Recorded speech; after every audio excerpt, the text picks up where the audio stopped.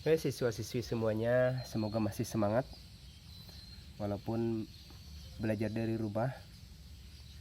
Tetap semangat dan terus semangat untuk belajar. Baik, pada kesempatan kali ini saya berada di lingkungan sekolah kita yang sedang kosong ya. Kalian belajar di rumah masing-masing, sementara di sekolah yang belajar adalah makhluk-makhluk asing ya. Oke, akan kita lanjutkan materi kita pada hari ini tentang menulis teks laporan percobaan. Ya, kemarin terakhir sudah saya sampaikan tentang ciri-ciri dan kebahasaan teks laporan. Pada hari ini akan saya jelaskan sebagian dari kebahasaan teks laporan itu, yaitu kebahasaan yang pertama adalah sinonim dan antonim. Oke, sebelum kita lanjutkan, jangan lupa bagi yang belum subscribe channel YouTube saya yang kedua, channelnya Utuh Kacil ya. Saya punya 2 channel. Tolong di subscribe ya, supaya kita bisa melanjutkan pada materi pelajaran berikutnya melalui channel YouTube. Oke, kita lanjut. Materi kita tentang kebahasaan pada laporan hasil percobaan. Sinonim dan antonim. Saya bahas sinonim dulu. Hari ini, pada video kali ini ada 2 materi yang saya bahas. Langsung 2 materi ini akan kalian catat pada bukti fisik kehadiran kalian mengikuti pelajaran secara daring. Yang pertama, sinonim. Apakah pengertian sinonim dan apa contohnya? Itu yang harus kalian catat. Kalau kalian bisa menyimak dan mencatat, kita sudah berhasil belajar pada video berikut ini. Sinonim ya, sinonim. Sinonim adalah 2 kata yang berbeda atau lebih, minimal 2. Berbeda dari segi ucapan, berbeda dari segi tulisan, huruf, kata-katanya jelas berbeda.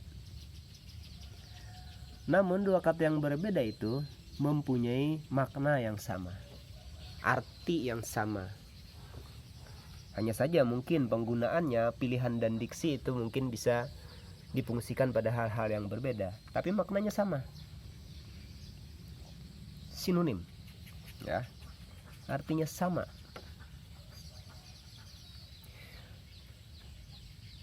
Sekarang contohnya apa? Saya akan berikan contoh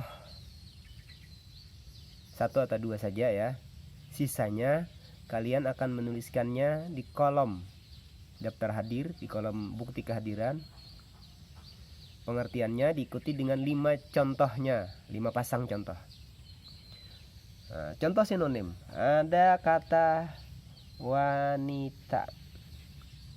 Kalian tahu dengan wanita? Siswa-siswi, siswi, wanita. Ada lagi kata perempuan. Nah, 2 kata itu jelas perbedaannya dari segi tulisan, dari segi ucapan, tapi makna yang dituju sama. Ayo ya, sama ya. Coba kalau disebut wanita, oh itu kereta api. Nah, bukan kan? Kalau perempuan, oh itu Gunung Merapi. Bukan kan? Ya, itu namanya kan beda jauh. Ini sama yang dimaksud antara perempuan maupun wanita. Itu yang dimaksud adalah orang. Ya. Orang yang berjenis kelamin. Apa jenis kelaminnya? Ya perempuan atau wanita, sama ya. Bukan laki-laki. Nah, jadi 2 kata itu mempunyai makna sama tapi ucapannya berbeda. Oke. Nah, sekarang contoh lain. Ada kata kangen. Ada kata rindu menanti. Aku kangen sama kamu. Ujar bahasa Banjarnya kaganangan. Itu sinonim ya. Tapi sinonim itu jangan dialih bahasakan ke bahasa lain, sama-sama bahasa Indonesia semua. Kalau nya ke bahasa yang lain itu namanya gubahan atau istilah kata serapan atau istilah menjadi kamus nanti. Sinonimnya ke bahasa Arab itu bukan sinonim ya. Tapi boleh bahasa Arab yang dijadikan sinonimnya kalau itu sudah diserap menjadi bahasa Indonesia. Oke, baik. Contoh lainnya, kalian pernah memasak. Yang perempuan pasti membantu ibunya memasak di rumah. Ada kata menanak. Ucapan kata menanak dengan memasak itu pasangan yang berbeda ucapan, tapi maknanya sama. Dan banyak lagi contoh-contoh yang lainnya. Oke, kita lanjutkan. Sinonim sudah oke. Antonim. Apakah itu antonim? Antonim dengan sinonim ini bersaudara ya. Artinya si ibu seayah, bisa juga si ibu, bisa juga seayah. Nah, cuma beda dikit antara antonim dan sinonim. Kalau sinonim, kata ucapannya berbeda juga tapi maknanya sama. Kalau antonim, kata ucapannya berbeda juga tapi maknanya berlawanan. Nah, jadi antonim itu adalah dua kata atau lebih yang berbeda tapi mempunyai makna yang berlawanan, mempunyai makna yang bertentangan, mempunyai makna yang berbeda jauh. Nah, itu sinonimnya ya. Oke, berbeda jauh. Akan saya contohkan beberapa di antaranya.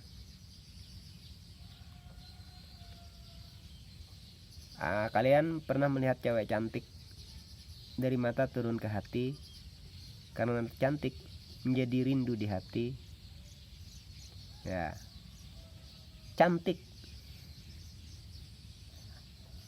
antonimnya jelek. Kalau cinta dari mata turun ke hati kan jadi cinta. Cinta antonimnya benci. Nah, sudah saya contohkan, silakan di kolom absen kedua, kolom bukti kehadiran kedua, resumnya tuliskan pengertian antonim dan tuliskan contohnya 5, masing-masing 5 contoh setelah menyebutkan pengertian. Oke, udah paham ya? Oke, bisa kita lanjutkan. Nanti dulu kita lanjutkan. Nih ada yang bertanya nih, Pak aja, apa sinonimnya antara tapih lalakian dengan sangkar burung? Itu sinonim apa antonim ya? Tapih lalakian dengan sangkar burung itu sinonim. Kenapa? Karena ketika dibuka sama-sama kelihatan burungnya. Ya, itu daripada ini ya kalian ini tanya pertanyaannya macam-macam aja, masa yang ditanyakan sinonim tapih lelakian lawan sangkar burung. Memang beda ya, dua itu ya, beda kan. Sangkar burung dengan tapih lelakian itu beda jauh, tapi sama-sama kalau dibuka sama-sama kelihatan burungnya ya. Oke ya. Tapi antonimnya apa? Perbedaannya apa yo? Bedanya ada, antonimnya ada. Kalau tapi lelakian dibuka, itu burungnya diam. Tapi kalau nyo sangkar dibuka, itu burungnya terbang ya. Oke, ini daripada aja ya kalian ini bercanda ya. Oke, enggak apa-apa lah bercanda, boleh, saya seneng ya. Kalian itu bisa santai di rumah. Tapi walaupun santai tetap harus belajar. Jangan mentang-mentang santai di rumah. Kalian malah main-main HP, main game, itu saya tidak suka. Oke, jangan lupa dengan tugasnya. Berbagi kelompok. Ingat, suatu saat berbagi kelompok saya wajibkan di daftar hadir. Kalian tidak akan bisa mengisi daftar hadir apabila tidak bisa menuliskan anggota kelompoknya di daftar hadir. Nanti daftar hadir bukti fisiknya itu akan saya setting nanti ya. Setting supaya ada anggota kelompok. Mana anggota kelompok mulai saat ini sudah disiapkan. Apa yang bakalan kalian tulis karya ilmiahnya dalam bentuk laporan hasil percobaan. Nah, dalam menulis laporan sebuah percobaan, tentu kalian harus terlebih dahulu menguji. Berarti kalian harus membuat dulu sebuah percobaan. Banyak percobaan-percobaan terdahulu yang bisa kalian coba sendiri, lalu kalian tuliskan laporannya berdasarkan hasil percobaan kalian sendiri. Karena siapa tahu di internet itu banyak percobaan-percobaan, siapa tahu bohong. Kalian harus mencobanya sendiri, kemudian menulis hasilnya sendiri supaya jangan plagiat. Ya, kalau kalian langsung menulis laporan percobaannya tanpa kalian mencoba sendiri, itu namanya menjiplak punya orang. Punya orang yang ditulis, masa tidak bisa ya, harus punya kalian sendiri. Oleh sebab itu kalian harus berbagi kelompok, harus kerja kelompok masing-masing. Pikirkan mau menguji tentang apa, mau membuat percobaan tentang apa. Boleh tentang keterampilan, misalnya keterampilan memasak. Boleh juga tentang sains dan teknologi, misalnya listrik. Di internet banyak kan listrik dari buah-buahan, listrik dari buah jeruk, listrik dari garam. Itu kalian harus coba dulu, coba sendiri, nanti di video percobaannya. Nanti ya, itu jangan pikirkan itu dulu, kalian bagi kelompok dulu di video. Nah, setelah itu hasil videonya harus diupload di bukti kehadiran. Nah, itu ya, itu nanti. Jadi kalian pikirkan dari sekarang, harus wajib. Karena di dalam lembar kerja siswa dan indikator keberhasilan ini kalian harus bisa membuat sebuah laporan percobaan. Laporan percobaan, ingat, laporan percobaan.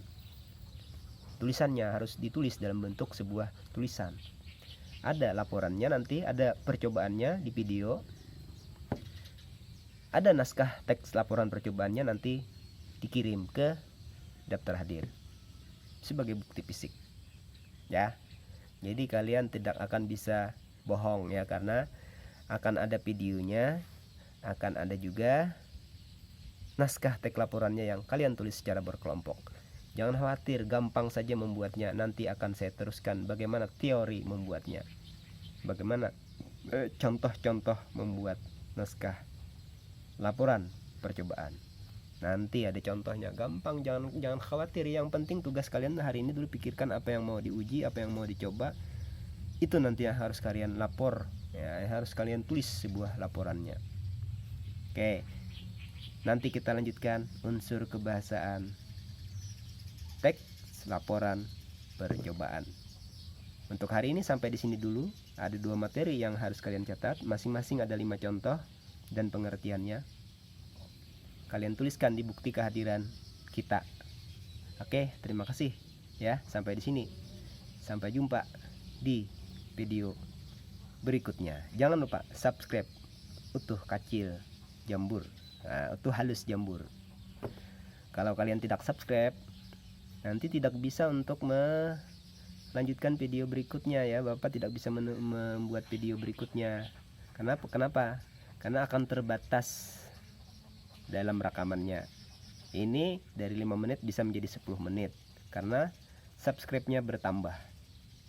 Oke, yang belum ya, yang sudah subscribe jangan di unsubscribe. Hilang nanti kan. Kalau unsubscribe itu namanya kan tidak berlangganan lagi. Subscribe itu artinya berlangganan, supaya bisa melihat video-video berikutnya dengan durasi yang lebih panjang. Oke, terima kasih. Sampai di sini. Sampai jumpa pada pertemuan berikutnya.